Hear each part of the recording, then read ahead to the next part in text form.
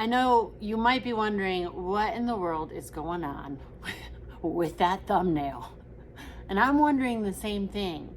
So we're going to talk about how you can recognize covert narcissists, at least covert narcissistic behavior, and how covertly, a lot of times, covert narcissists and worse are covertly grooming children and maybe grooming you into being in a relationship with them. This shizzle can set you up for a lifetime of horrible relationships. It really can. But there's good news. I have good news. So stay till the end. And if you want to support me and you don't know what to say, just say narcissists in the comments, because that's what it boils down to. These narcissists are running politics. They're running a lot of the social media. They're genius marketers. They're tremendous artists. A lot of times, they're so good that you don't even know what's happening to you until it's way too late. But now, they're after our kids. So even if you don't have kids, remember the song, "The children are the future"? That's true. Who's going to be taking care of you when you're older? Those kids are. Okay? If nothing else, they're going to be wheeling you out in your wheelchair. You don't want them to just wheel you right into the river. Oh my gosh. All right, let's get into it. I'm going to try not to be mad in this whole thing. I started on this deep dive because my daughter, who's 6, count them, 6 years old, came to me, and I don't allow her to watch anything anymore. I am like turning into the most strict parent that you could ever imagine, because I'm realizing all of these horrible things out there. And again, if these people are not groomers, in my mind, it's actually even worse. Because if you're not a groomer, but you're doing groomery things, and you don't work at a pet supply place or a Petco or something, maybe you shouldn't be doing these grooming things, because it looks a little shady McShaderson, narky McNarkerson. Something is not right, okay? In the town of, what did one of my subs say? In the town of Narcinati. In Narcinati. Okay, so this is very narky. My daughter came to me and said, you know what's a really clever way to smuggle Skittles through the airport? I was like, wait, what? First of all, you don't need to smuggle Skittles through the airport, honey. Why would you ever need to do that? And she's like, well, because candy's not allowed at the airport. I was like, no, it is, first of all, but drugs aren't allowed. So now they're grooming children on how to smuggle drugs across the border. Oh yeah. Or maybe, through the airport, or at best, again, maybe they're not grooming kids to be mules. Maybe they're just teaching them to eat something terrible that's going to make their teeth fall out of their head and, hurt their brain and kill them in a different way. And maybe at best, they're just trying to teach them how to lie to their parents or lie to their teachers, which is cute, right? That's fun and cute. So they're not a narcissist. They're just teaching them how to lie and how to eat stuff that's really bad for them. Oh, adorable, adorable. So I said, no, honey, you don't need to smuggle Skittles through the airport. But what are you talking about? Well, she had found a video, and this is what made me do the deep dive on this. And has really kind of ruffled my feathers a bit on this channel. It's like crafty ideas. See, I can't even, you saw it in the thumbnail, but I can't even hardly mention these people because they have lawyers up the wazoo, okay? And you'll be canceled if you even talk about them, which is weird, right? Isn't that a little weird? Are we not allowed to talk about things anymore? Last time I checked, I don't know where you're watching this, but I live in the United States of America, and I thought we were free. but I'm starting to realize we're not so free. Okay, so narcissist. All right, so how to smuggle Skittles through the airport. One crafty idea for kids is how you take off the top of a hairbrush and then you stick the Skittles in there and then you glue the hairbrush back on. Isn't that crafty? Why doesn't every kid need to know how to do that? I mean, that's just, Leah, that's just a simple, fun craft for kids. So then I started looking into this channel, which I will not allow her to watch. Very cute girl, adorable. She's absolutely adorable. And yeah, she has some crafty ideas on there. And a lot of them are about how to sneak candy. And the thumbnail is always her, you know, sensually sucking on candy. Because who doesn't want a close-up of lips when we're talking to kids? I mean, Mr. Rogers did it all the time, right? Oh wait, he never actually did that. Oh, right, we're in a different time. We're free to do that. I'm just not free to talk about it. Got it. Okay, maybe I will. Maybe this video will slip through the cracks. Maybe I could get you to like this video and we can slip through the cracks of the cancellation culture. So all the thumbnails I started to investigate were of this girl sucking on candy, close-ups of her lips. One was really cute, do-it-yourself shorts. And no, they didn't look like something else. They looked, that's normal. How do you think covert narcissists work? Again, I don't know that these people are covert narcissists. Maybe not. Maybe just awesome people with crafty ideas. But if they are, I would encourage them to go a different direction, because it's even worse. Because again, you're paving the way for criminals to say, hey kids, see, you were already trained that this is how you suck on candy and this is how you sneak stuff. We're just sneaking candy, kids. It's fun. Remember, you watched it all day long and grew up with this on YouTube? No big deal, right? No big deal that a celebrity has this personal relationship with you and sends their underwear. It's no big deal. You've been trained your whole life by really good people. So it's fine, right? So what is covert? What are traits of a covert narcissist? First of all, in this case, they can decode everything. They pretend to be something they're not. They pretend, again, so maybe these people are just wonderful people, but they're helping the people who are really pretending to be good people, and they really are not good people. A lot of times, children, people, targets of any age didn't come into this situation going, oh, this person's going to be awful to me. No, that's not how it starts. Every good con artist, remember, is an artist, okay?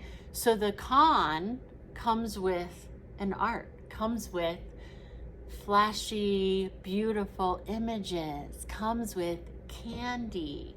You don't lure somebody by saying, I'm going to be awful to you. You lure them with candy. You lure them with, hey, I really like you and I'm a big celebrity. Hey, I really believe in you and I have this big personality on YouTube or whatever. Hey, kid, I believe in you. Nobody else is going to understand this relationship but you and me, because you're really special. I watched an interview with a girl who had been trafficked by her parents from the time she was 4 until she was married. She didn't realize anything was wrong at all. She thought she was really special until she was a teenager, because that's how they package it. Nobody else is going to understand this. You're really special, honey. You're really special. So sometimes this trafficking doesn't come with a slap in the face. Sometimes it does, but sometimes it doesn't. Sometimes it comes with a puppy dog and candy. Remember that? If you're from my generation, that's how we learned about this stuff. That they lure you with, hey, you want candy? You want a puppy dog? And now suddenly we've forgotten that that's how a lot of con artists work. And to pull off the con, there's some things that they do that are valid, right? So a covert narcissist, some of the traits are these. And then we're going to talk about how to recognize them and what to do if you've been seduced, quite literally, or if you notice maybe somebody is trying to seduce your kid into this type of a relationship. So number one, and a lot of narcissists do this, but coverts are especially good at this, at wearing a disguise, a mask.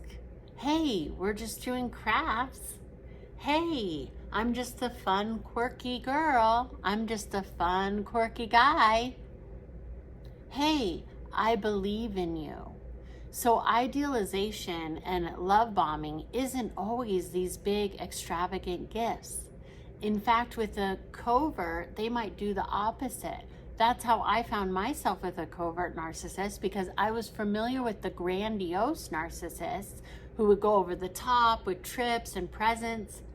So I actually didn't want that. It makes you almost not want to be treated to things. And some people, you can be treated, by the way. Not all gifts are a love bomb. See, narcs have taken the corner of all this stuff. So then you don't want anything. So how I got with the covert is because I thought, oh wait, I don't even want to be lured in that way. So he did barely anything, honestly. He never got me a gift. He never did anything. And I thought that was healthy. See how you can get trapped in this cycle of abuse? So the idealization and love bomb isn't always this big lavish thing. It could just be, I believe in you. They could reach out to you at your lowest point. They could notice you on social media and notice that no one's really giving you attention and give that attention to you. You could maybe divulge with them that you're struggling in your business or something like that. If you're a kid and it's an influencer, maybe they've seduced you into a friendship because you're like, I don't have a lot of friends, or maybe you're an outcast.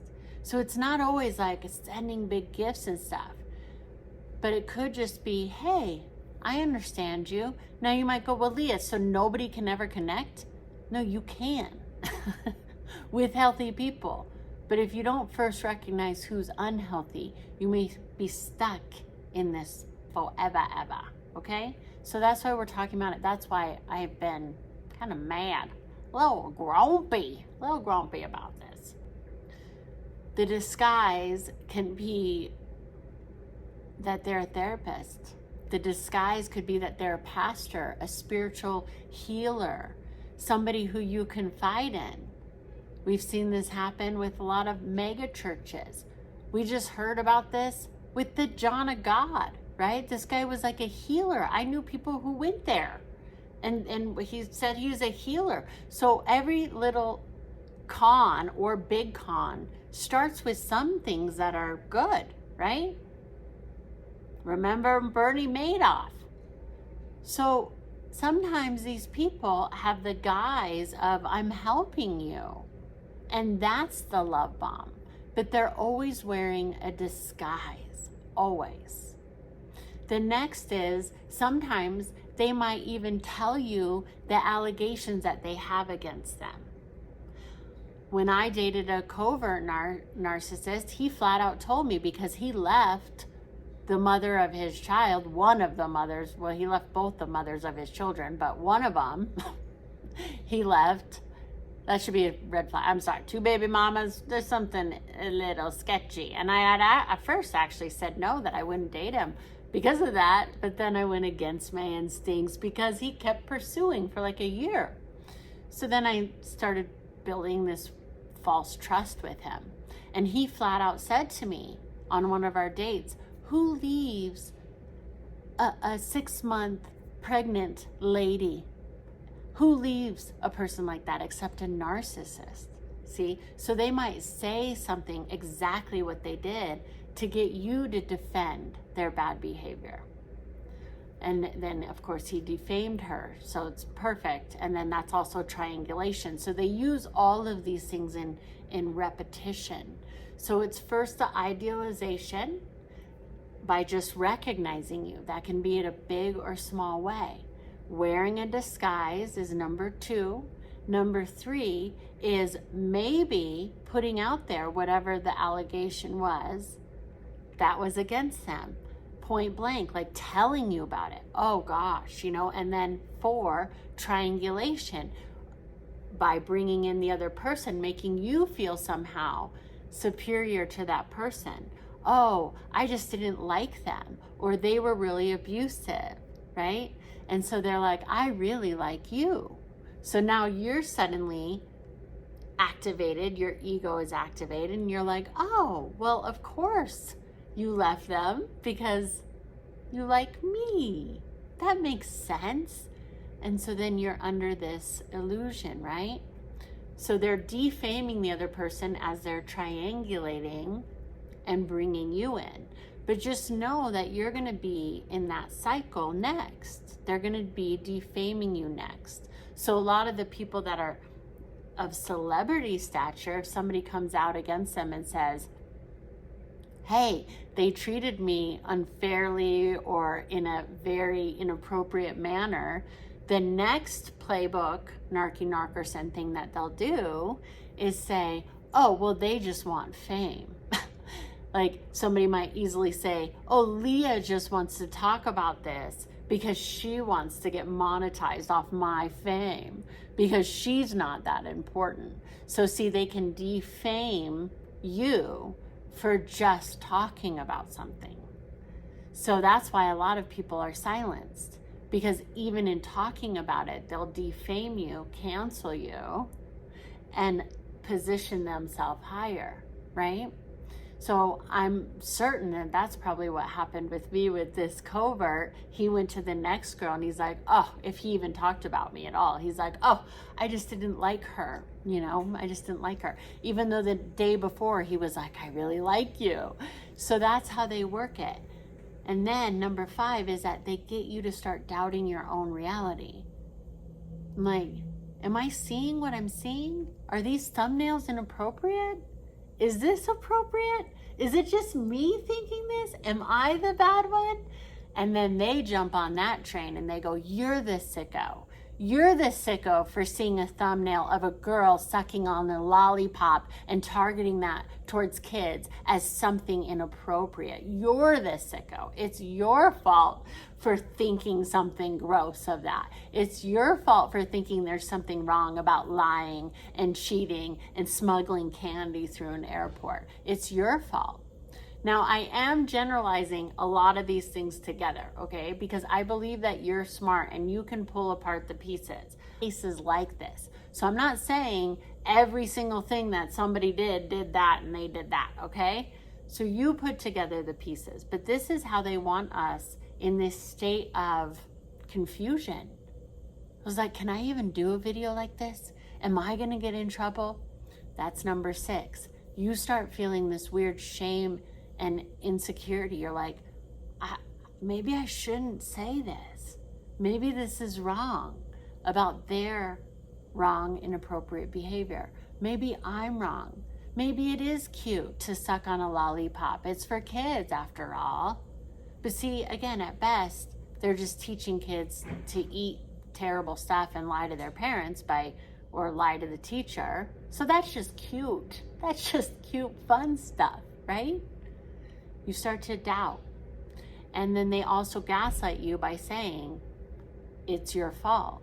There's nothing wrong here. You're the problem. And then again, cycling through, defaming you. You're the problem. We just don't like you.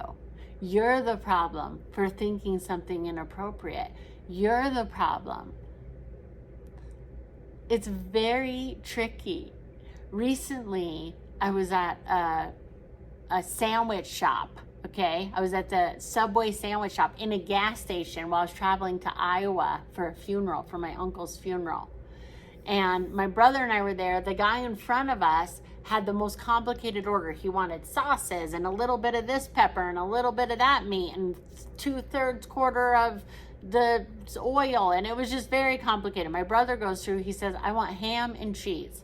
Simple. I want a foot long ham and cheese. They start making 6-inch. He says, I want a foot long. So double that. They go, oh, okay. And he goes, the only thing I want different is double the meat. He doesn't give him double meat. The guy's so confused. At the register, the manager comes over. She's like manhandling the sandwich. She got the ham, slopping it all over the register. My brother's like, I don't think I want the sandwich anymore. Then the guy says, do you want a free cookie? Do you want a free cookie? We say no thanks. He's like, are you sure you don't want a free cookie? Are you sure you don't want a free cookie? My daughter was with us. Are you sure she doesn't want a free cookie? She's like, yes, I want a free cookie. Finally, my brother says, fine, I'll take the free cookie. He says, okay, that'll be 99 cents. Like, what? Then the manager is like, oh, whoops, you didn't make double meat on his ham sandwich. That's okay, just charge him for it. He bought 3 sandwiches because he was buying them for us. How does that work out?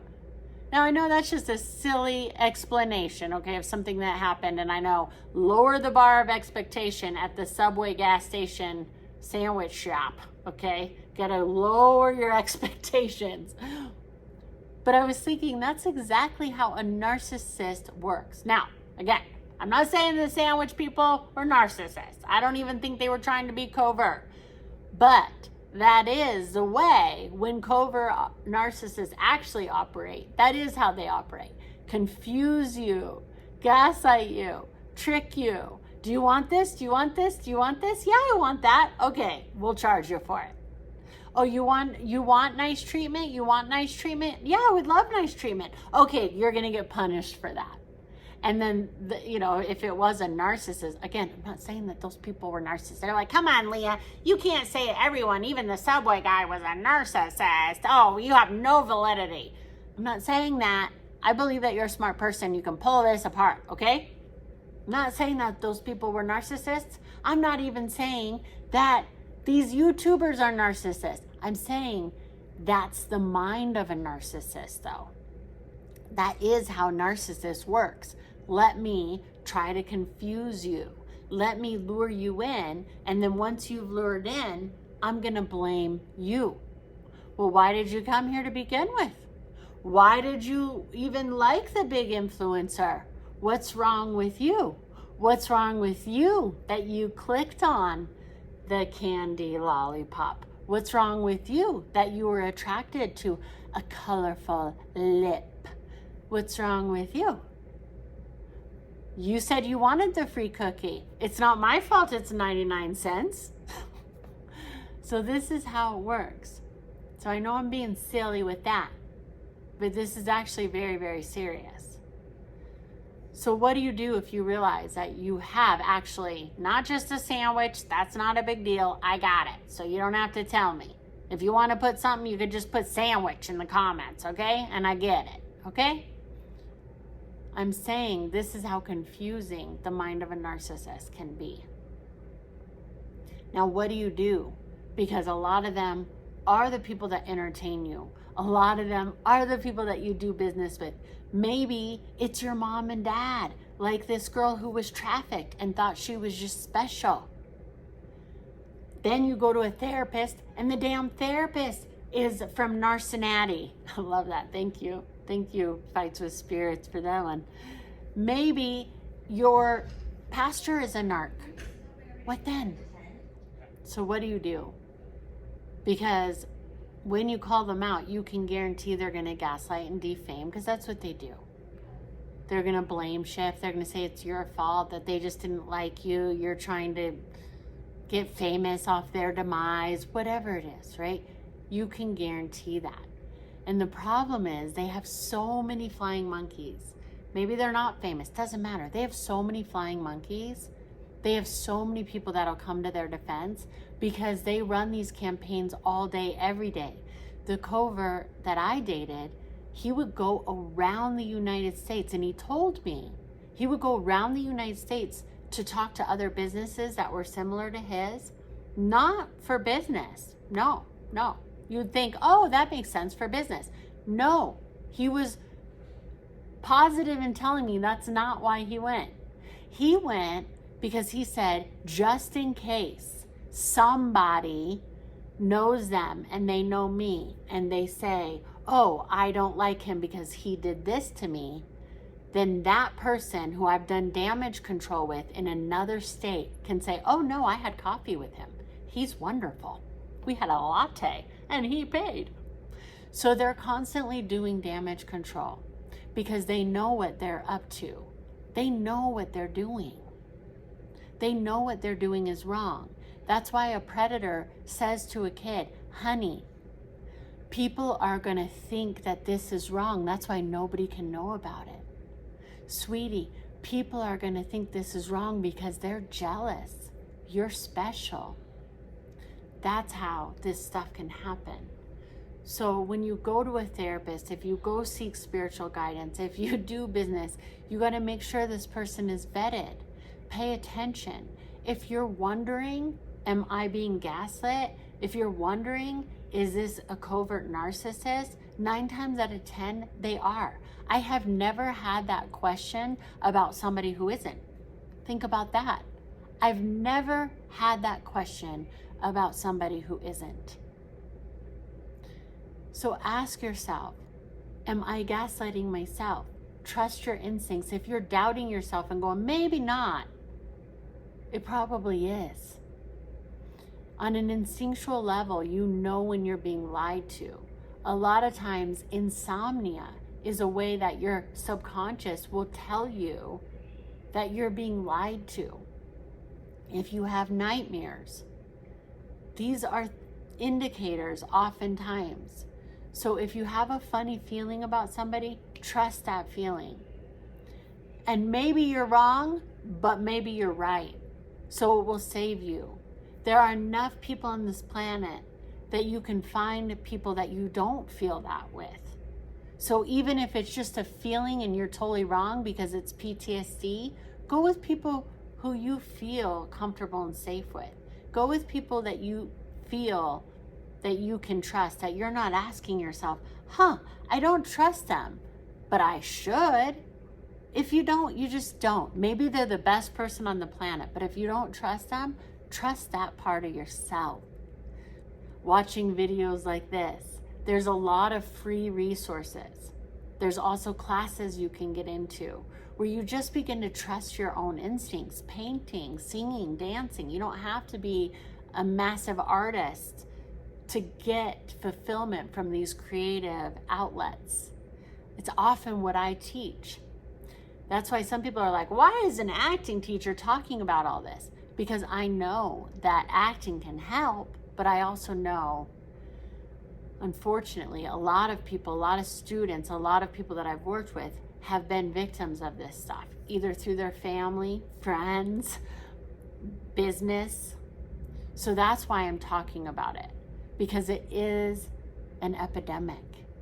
And awareness is key, but awareness without action, awareness without actually following through with this stuff, with following through with the knowledge that you know, means nothing. So that's why, as scary as it is even for me, I'm just talking about it because I know it's going to make sense to someone. And if you've made it to the end of this video, tell me this makes sense so that I know. I hope it does make sense for you, because this world often doesn't. Trust your heart. You got this. I'll see you next time.